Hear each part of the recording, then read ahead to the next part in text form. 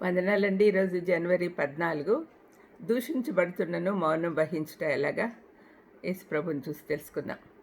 ఎఫెసీయులకు 4:31 సమస్తమైన ద్వేషము, కోపము, క్రోధము, అల్లరి, దూషణ, సకలమైన దుష్టత్వమును మీరు విసర్జించుడి. అవన్నీ విసర్జించితేనే మనము ప్రభులాగా ఉండగలం. మానవులు చేసే సాధారణ పాపాలన్నిట్లో అన్యాయమైనది ఇతరులను గురించి చెడుగా మాట్లాడట, ఎదుటివారిని గురించి గుసగుసలుగా మాట్లాడట. పౌలు మనలో ఉన్న ద్వేషము, కోపము, క్రోధము, చేదుభావము ఇతరుల పట్ల వీడమని సలహా ఇస్తూ ఉన్నాడు.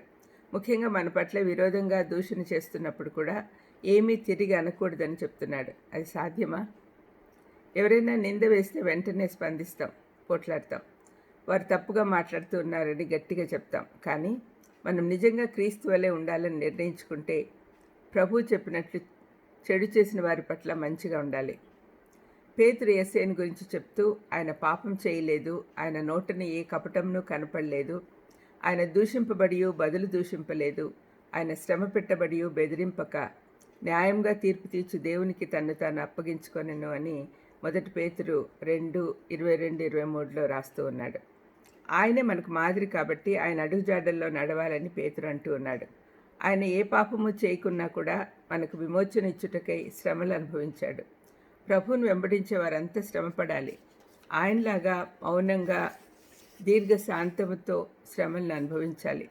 కారణము అన్నీ దేవుని ఆధీనంలో ఉన్నాయి అని నమ్మితేనే అది జరుగుతుంది. మార్కు 15:3-5 వరకు చూద్దాం. ఏమాత్రము తిరిగి మాట్లాడక ఏ విధంగా యేసయ్య శ్రమలు అనుభవించాడో వ్రాయబడి ఉంది. ప్రధాన యాజకులు ఆయన మీద అనేకమైన నేరములు మోపగా పిలాతు ఆయన్ను చూసి, మరలా నువ్వు ఉత్తరం ఏమీ చెప్పవా? నీ మీద వీరు ఎన్నెన్ని నేరములు మోపుచున్నారో చూడుము అనెను. ఆయనను యేసు మరి ఏ ఉత్తరము చెప్పలేదు కానీ కనుక పిలాతు ఆశ్చర్యపడెను. మరణశిక్షకు యోగ్యమైన అనేక నేరాలు యేసయ్యపై మోపినను ఆయన ఏమీ మాట్లాడలేదు. సార్వభౌముడైన ఆయన తన పట్ల ఏం జరగబోతుందో తెలుసు.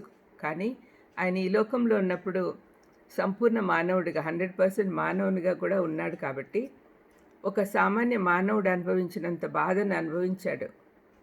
కానీ ఏం మాట్లాడలేదు. దేవునిపై ఆధారపడితేనే ఈ విధంగా ఉండగలం.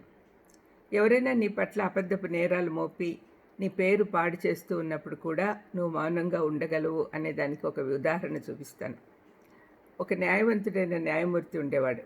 అతనిపై అసూయ పెంచుకున్న ఒక లాయర్ ఎప్పుడూ ఆ జడ్జి గురించి ఎగతాళి చేస్తూ అతని గురించి చెడు మాటలు మాట్లాడేవాడు. అయితే అతనిపై జడ్జి గారు ఎలాంటి చర్య తీసుకోకుండా ఊరికే నవ్వి తన పెన్సిల్ నోట్లో పెట్టుకొని కొరుకుతూ ఉండేవాడు.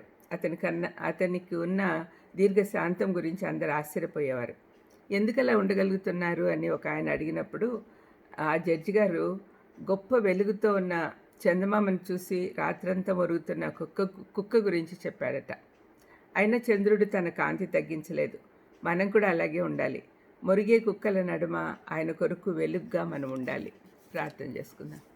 దయమేడ యేసునాయనా, మమ్మల్ని మా మీద నిందారోపణ చేస్తున్నా కూడా యేసు ప్రభువులాగా శాంతంగా ఉండాలి అనేది మాకు నేర్పించారు తండ్రి. కానీ అది మాకైతే సాధ్యం కాదు.